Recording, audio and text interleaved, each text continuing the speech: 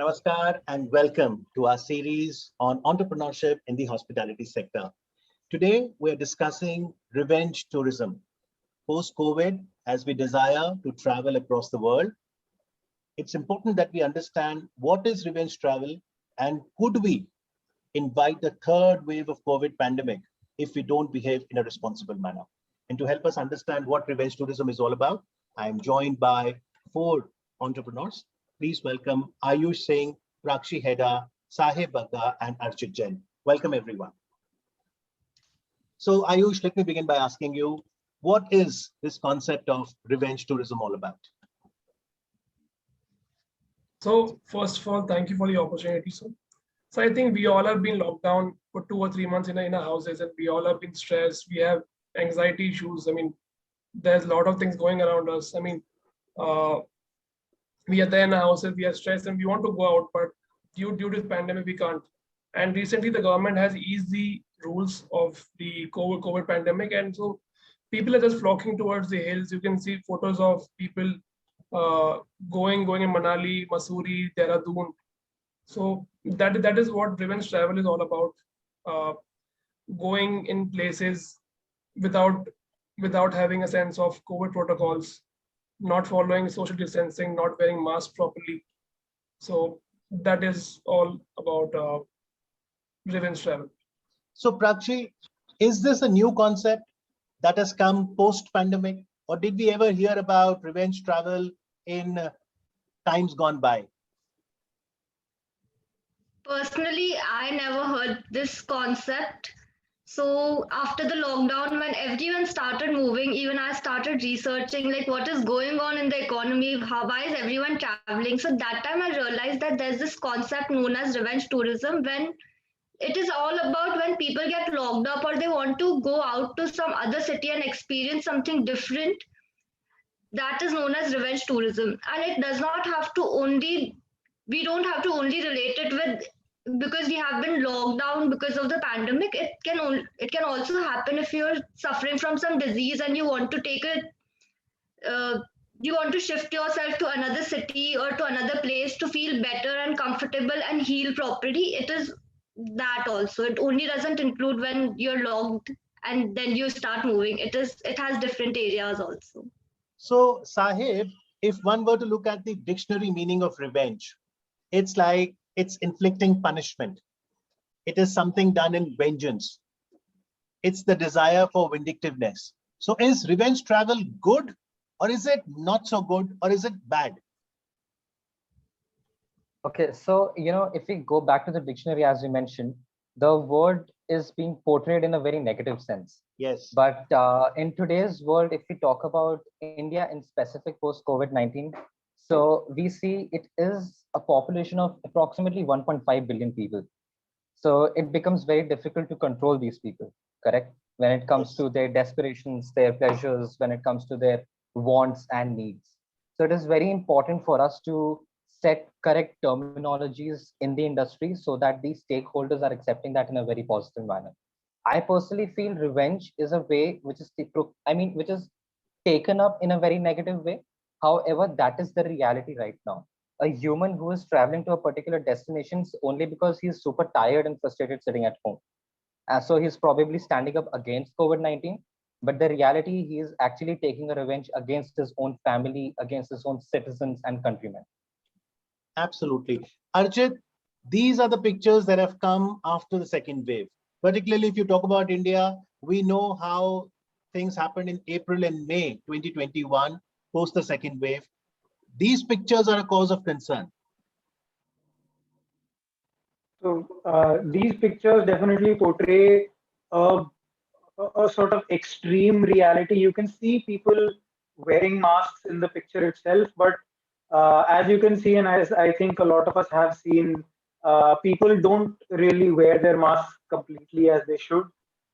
They tend to wear it under the nose, or they tend to sort of hang it off of their ears and just roam around like that. So I think revenge travel, in a sense, uh, could be good as long as people sort of uh, follow the protocols still, even if they're completely vaccinated, even if they are moving out, even if they are going to heavily populated areas, they must still attempt their best to maintain their social distance, to wear their masks and to wash their hands at all times. Okay. Yes, Ayush. So I completely agree with Archit, but also you need to know that COVID-19 is very new, and COVID-19 has changed people's habit, and to change people's habit is not easy, especially in India where people there's a large population as mentioned by Sahib. So I think revenge travel is not good for India and for the economy. But I feel if the government and people really want to change the habits, want to stop COVID-19, we have to come up as a community together, and only then we're going to stop. Otherwise, there's going to be third wave, fourth wave, and we can't really stop COVID-19 if the same behavior goes on. Okay. So Prakshi, like Sahib says, while the word revenge may have a negative connotation, revenge travel perhaps is more human behavior. If I was under lockdown, it is only a natural tendency that now that there are unlock phases happening, I like to venture out.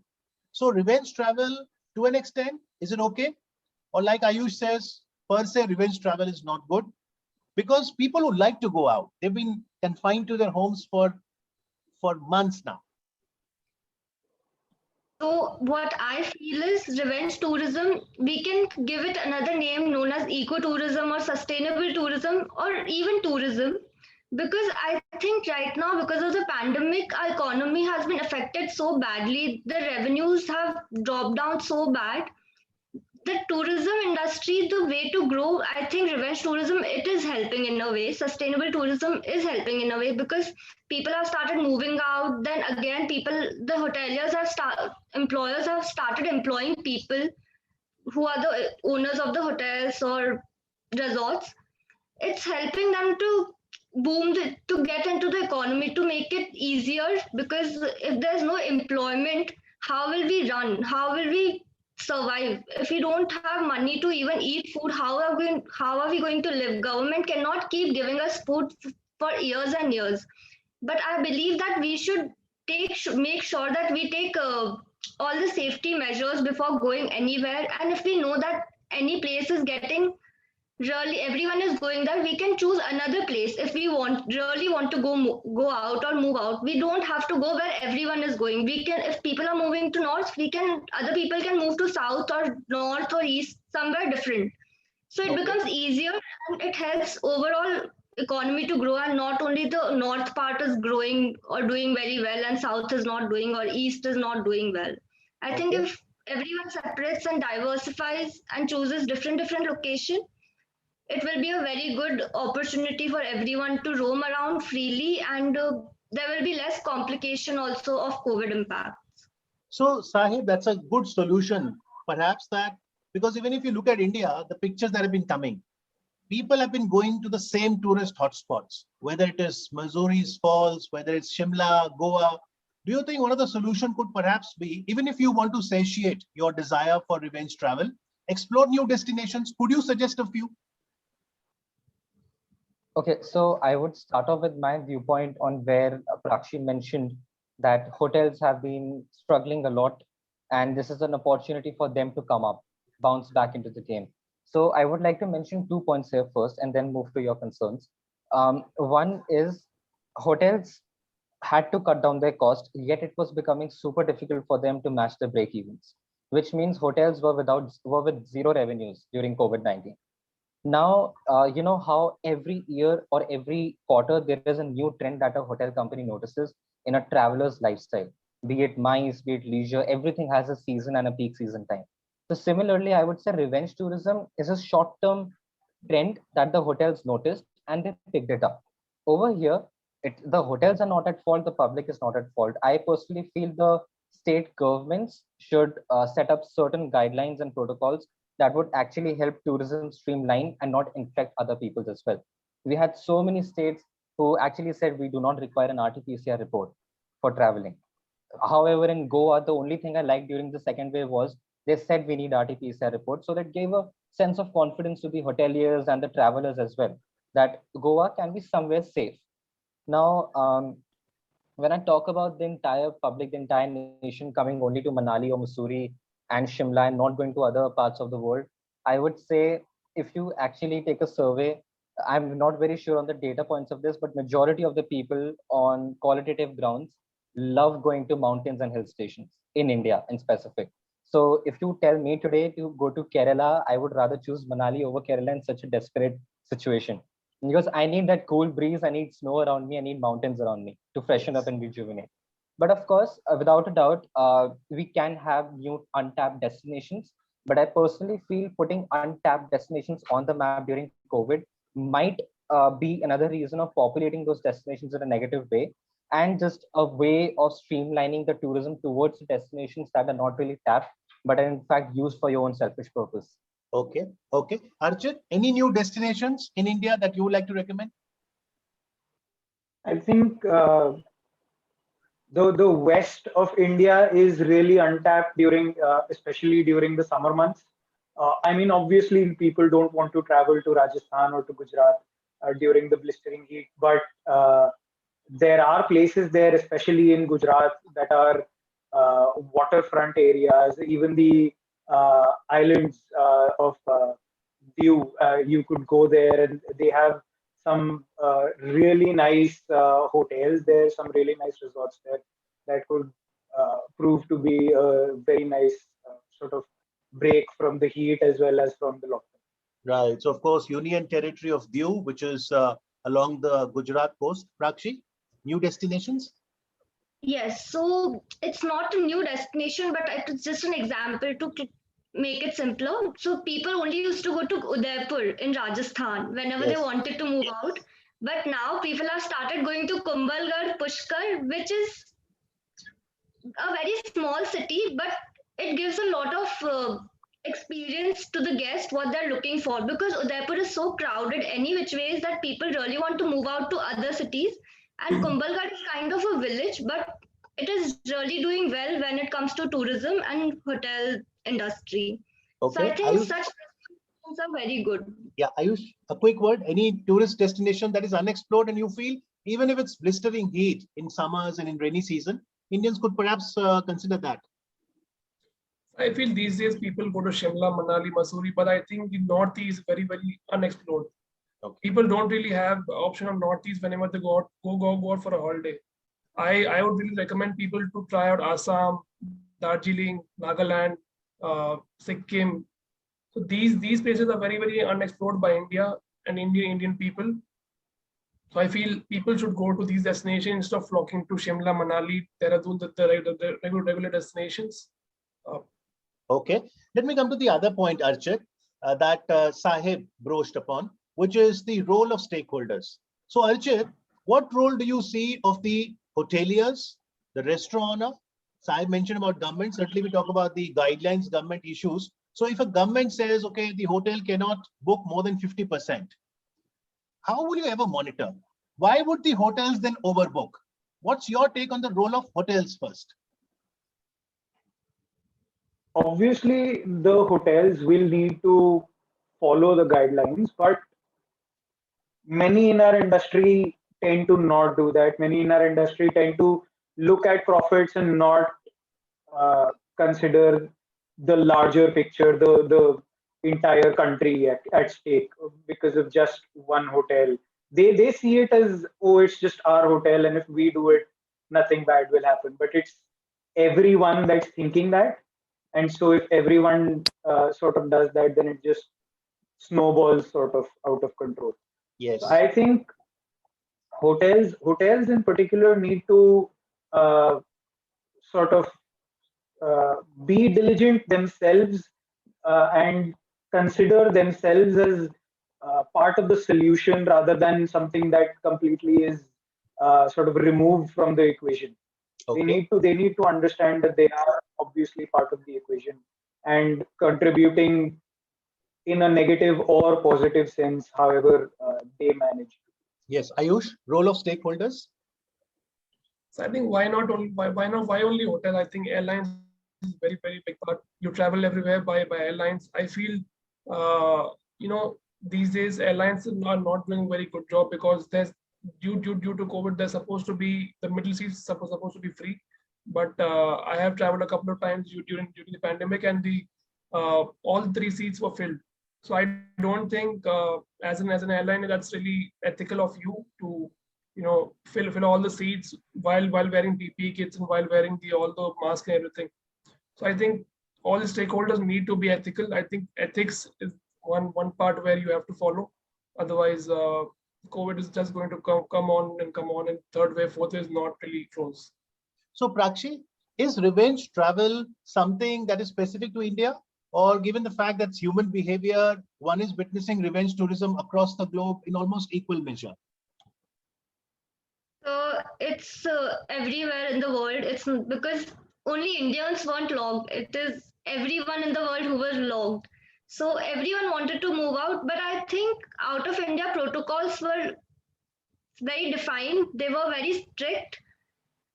However, things keep happening, and yes, I think it was everywhere, and it's not only in India. It's just that Indians need to be more aware about what can be wrong and how can we follow the protocols and enjoy side by side.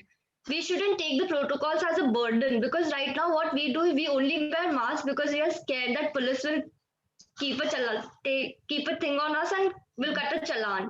We don't wear it because of our safety. So we need to shift that mindset, and we should make people more aware about these things and not about the burden of wearing a mask or a PPE kit. It shouldn't be a burden. Absolutely. Sahib, you've had experience of working in hotel as well, and particularly the areas like revenue management. Do you think that hotels are factoring in that COVID perhaps is going to be a long-term strategy that they need to incorporate? So whether it's wearing mask, whether it is providing sanitizer or clean bed sheets, the entire approach, have they factored that in? Yes, so there are two areas where the hotels have really worked upon. So when we talk about long term, it is where their operational strategies are in place. When we talk about having new and really innovative treatments in the spa, menu engineering with the spa menu, because menu engineering is not just with restaurants, it has now entered laundry and spa as well. Then going ahead with some social distancing norms in the lobby, in the restaurant as well. Now each cover has a more distant area between them when you're sitting in a restaurant, be it a fine dine or a casual dining. Alongside when we talk about banquets, so banquets in specific are operating on in a normal manner, the normal style. But the only difference is that they're following the government guidelines of how many packs they're supposed to consider for an event. But when we talk about corporate strategies, these corporate strategies are certainly short term, just observing what is the new trend because of COVID or the new lockdown, and then implementing a new way. I mean, for an example, if we talk about sales and marketing in specific, they'll roll out a new package. For example, you can drive to a new destination, and after that, there is another destination which is well connected, and we have our hotels in both the areas. And when we talk about revenue management, the prices used to fluctuate on a daily basis. Because of coronavirus, the prices are fluctuating on a hourly basis now. So every hour you get to see a new price for the same room. So this is a situation right now when we talk about hotels in specific. So we have long-term in operations and short-term trends in corporate. So Archit, do you think that clearly there is a dilemma in the industry, in the hospitality sector, life versus livelihood debate? Which one to go for? I mean, either way you look at it, I think it's livelihood. It's of course there is life on one side, but it is also about the mental pressures that one faces being in lockdown, being going through the pandemic, maybe having lost their loved ones, maybe having lost their jobs. Those people also need to sort of move out, get out of that headspace. But on the other hand, hotels also need to pay their bills. They need to consider their employees, their own sort of companies and everything like that. And so I believe it is a dilemma, but the only way forward is to concoct a plan in accordance with the government norms, as well as looking at how they can maximize each room or each each table in a restaurant while still adhering to those norms. So Ayush, do the stakeholders in the hospitality industry realize that the threat from corona is far from over? Do we realize the nature of the virus, that it does mutate? We're only looking at variants. Is it essential that the operations staff and everyone is mindful of the behavior of the virus? I think to fight the virus, be vaccinated. That's the first priority India should have. We have a population of 1.5 billion, and to even get 60% of a population vaccinated, we need about 66 million doses per day, and we are around 35 million doses per day. So I don't think we are doing justice to that. But as COVID goes on, people and the specifically hotels need to understand that vaccination is a very, very big part. Wearing masks and all that is a very big part. You can't really leave that aside and just keep on going and working only on businesses. I think safety should be the number one priority right now, and that is what I feel. Right. Well, India's vaccinated about 40 crore people so far, at least a single dose. And we're sitting here in July 2021. Undoubtedly, the pace will pick up. So, Prakshi, we're looking at about the end of this year by the time we can really vaccinate majority of the population, or the herd immunity comes because of natural protection. Do you think it's time for innovation? Because we've seen some stories where the hotel or a restaurant will say that if you've got both your doses of vaccination, we'll give you 20% off, 30% off. Is it time for innovation? Yes, it is. I think it is a social corporate CSR activity as citizens that we are doing. Each and every hotel, the government is allowing all the hotels to open up at full stake if 70% of their employees are vaccinated. So I think even if we say that if guests are fully vaccinated, they can come and move freely. So I think it will give the guests it will motivate them to get vaccinated faster, and it will allow a lot of people to get vaccinated together. Because right now we all Indians have this thing ki ho jayega, our immunity is strong, we don't need it, but they don't understand what is the circumstances or what is the situation right now. Like, it can have very bad effects. So I think this is a very good CSR activity what everyone is doing in the market. All employees are getting all their employees vaccinated first, and they're asking for RT-PCR reports or first dose of vaccination certificate while entering a mall or while going to a hotel or a resort. So I think that is required, and it's very good. Absolutely. Well, I've taken both the doses of vaccination, and will encourage all the youngsters as well. Sometimes youth, with all the energy that they have, they feel, no, I'm eating well, I'm doing yoga, I'm going to gym, I have immunity, I don't need vaccine. That's a myth.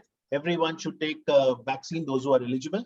Sahib, what innovations? These are testing times. What innovations come to your mind? Yeah, so when we talk about hotels in specific, so I see how hotels earlier used to operate more on a real estate model where they had to leverage their assets, right? So now it is high time for these hotels to shift to a technology model now.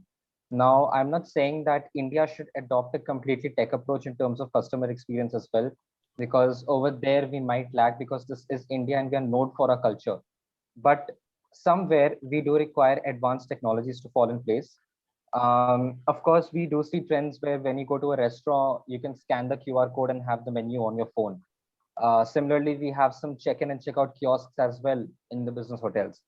Now, on the other hand, if we talk about travel-related innovations, so we know how big brands like Yatra, Expedia, MakeMyTrip were hit drastically. Although MakeMyTrip, because of its good marketing, has recovered 50% because of this particular second phase. But still, these were the big brands. What about the small travel agents that were operating in smaller areas?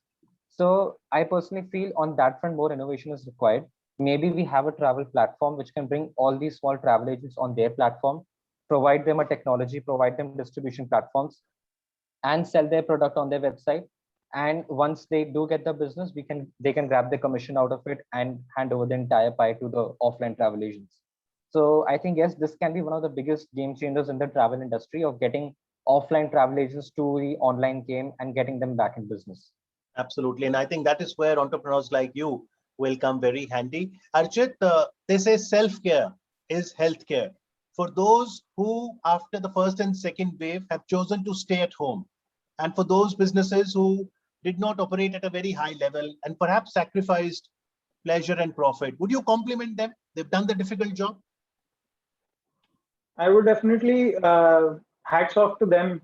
I would say, because putting your business, putting your employees at at the second priority, and putting the nation first, putting other people first is a very tough task, especially for people in an industry as driven by profit as ours is.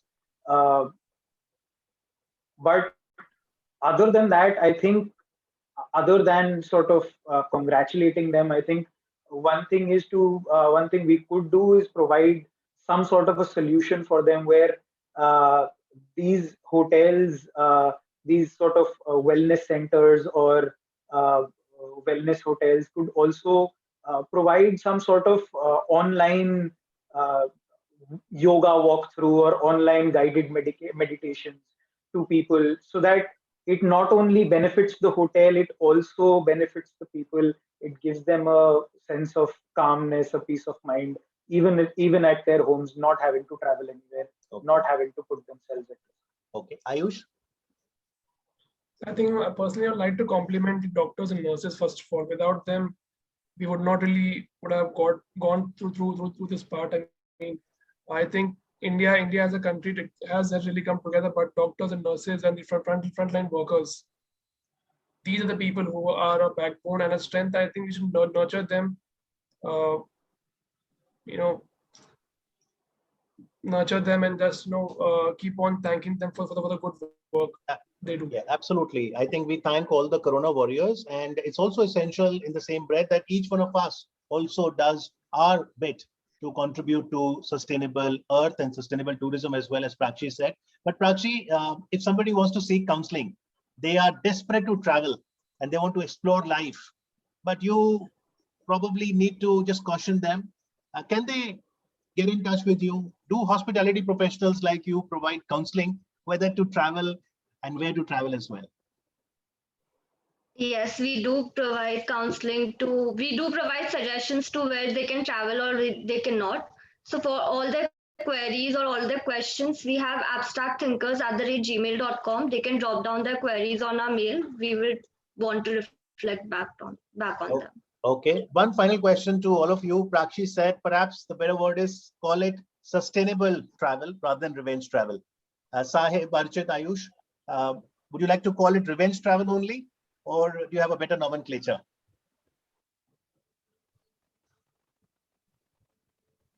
Beginning with you, Sahib. Yes, so I think we should stick to revenge travel itself, because if we talk about sustainability over here, I personally feel we do not head towards a way we are actually saving something for a longer term. Okay. Because the revenues that hotels are generating are also short term, and the health as well because of this. Okay, Archit? I agree with Sahib. I think we should stick with revenge tourism, revenge travel for now, because currently it is about sort of getting back at COVID, getting back at everything that has been holding us in. It is sort of a revenge that we are taking in traveling in these masses. Okay, so you're saying, Archit, a little bit of revenge travel is fine. It is the alarming revenge travel only to a particular tourist hotspot that's creating problems for us. Right. Okay, Ayush, final words. So I completely agree with Archit and Sahib. I think revenge travel is the word, but the way we portray revenge travel needs to change. We should not really say that go and visit Manali. We have to say sustainably visit a place, get vaccinated, follow all the protocols, and then only go to the place.